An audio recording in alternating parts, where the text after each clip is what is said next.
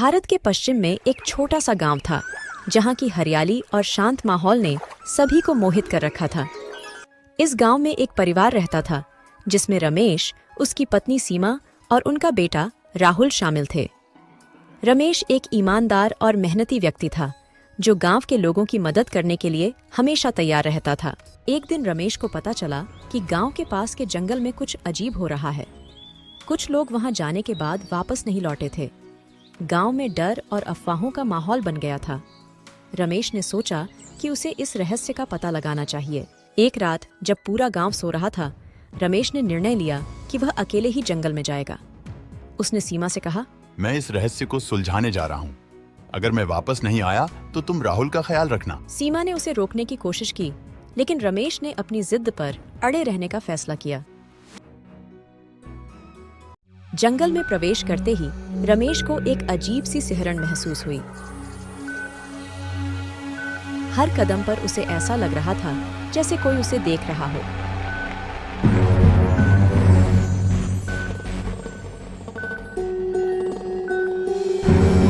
पत्तों की सरसराहट और जानवरों की आवाजें उस सन्नाटे को और भयानक बना रही थी। कुछ देर बाद रमेश को एक पुराना मंदिर दिखाई दिया, जो काई और बेलों से ढका हुआ था। उसने सुना था कि यह मंदिर प्राचीन समय से बंद था।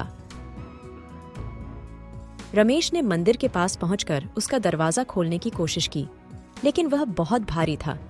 उसने पूरी ताकत लगाकर दरवाजा खोला और अंदर प्रवेश किया। अंदर का दृश्य अद्भुत था। वहां पुरानी मूर्तियां और शिलालेख थे, जिन पर धूल जमी हुई थी। तभी उसे एक आवाज सुनाई दी, कौन हो तुम? यहाँ क्यों आए हो? रमेश चौंक कर पीछे मुड़ा। वहां एक वृद्ध साधु खड़े थे, जिनकी आंखों में गहराई और रहस्यमयता थी। रमेश ने हिम्मत जुटाकर कहा, मेरा नाम रमेश है। मैं यहाँ गांव के लोगों की मदद करने आया हूँ। साधु ने गहरी सांस ली और कहा, तुम्हें पता नहीं है कि तुमने क्या खतरा मोल लिया है। यह जंगल और यह मंदिर एक श्राप के तहत है। रमेश ने साधु से श्राप के बारे में पूछा। साधु ने उसे बताया कि वर्षों पहले इस मंदिर के देवता नाराज हो गए थे, क्योंकि गांव वालों ने उनकी पूजा करना बंद कर दिया था। तब से जो भी इस मंदिर के पास आता है, वह वापस नहीं लौटता। रमेश ने पूछा, तो इसका समाधान क्या है?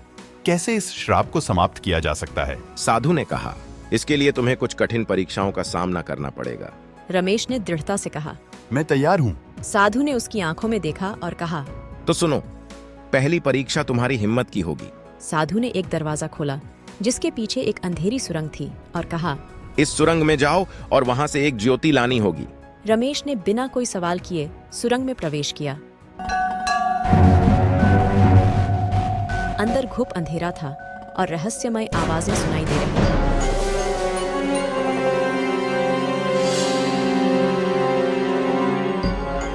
रमेश ने हिम्मत नहीं हारी और आगे बढ़ता गया।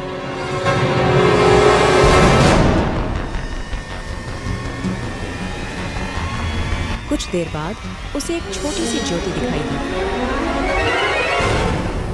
उसने जल्दी से ज्योति को उठाया और वापस मंदिर की ओर चल पड़ा। जैसे ही वह मंदिर के बाहर आया, साधु ने उसे बधाई दी और कहा, तुमने पहली परीक्षा पार कर ली है। अब दूसरी परीक्षा तुम्हारी बुद्धिमत्ता की होगी। साधु ने उसे एक पहेली दी। पहेली थी, एक ऐसा घर है जिसमें कोई दीवारें नहीं है। उसमें एक किताब है जिसमें कोई पन्ने नहीं है। उसमें एक तालाब है जिसमें कोई पानी नहीं है। बताओ, यह क्या है? रमेश ने थोड़ी देर सोचा और फिर कहा, यह एक सपनों का घर है। साधु ने मुस्कुराते हुए कहा, तुमने सही उत्तर दिया।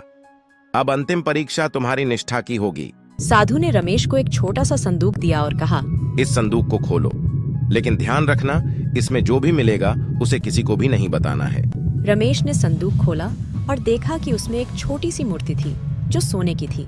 साधु ने कहा, यह मूर्ति ही इस श्राप का कारण है। इसे वापस मंदिर में स्थापित कर दो, तभी श्राप समाप्त होगा। रमेश ने बिना किसी लालच के मूर्ति को वापस मंदिर में स्थापित कर दिया। तभी एक तेज रोशनी हुई और साधु ने कहा, तुमने अपनी निष्ठा साबित कर दी। अब यह श्राप समाप्त हो गया है। रमेश ने राहत की सांस ली और गांव वापस लौट आया।